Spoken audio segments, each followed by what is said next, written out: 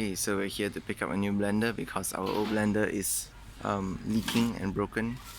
Like I think from the previous pictures, you always realize that inside here the plastic wears out, right? So we're here to pick up one new one, but there's two different types. You can see from the two new ones that are available. One is a green color one, and the green color one has this. They made it into a silicone, so it's soft, and most probably this part will wear out first before your blender body wears out. And you can see they made nice rubber mats, and the shape of it is also not straight edges, so it's easier to clean. But likewise, you will still need to so the bottle for that one is this one. Okay, so this one's the bottle. It has a safety design inside. When you screw it down, then only it turns on.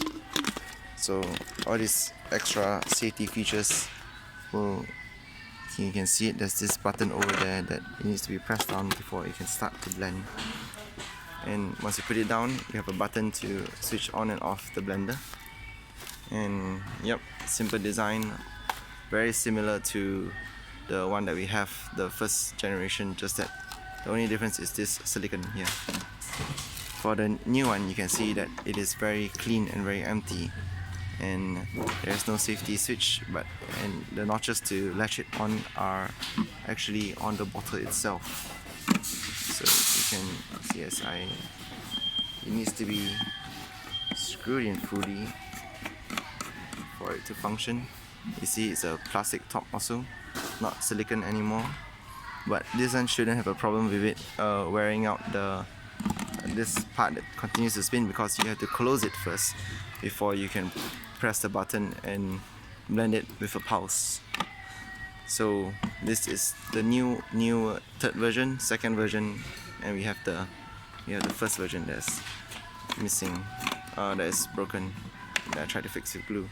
Another difference you can see is that these two heads of the blenders are different. See, this one is longer, maybe it will leak less. This one is like the old one, the first generation.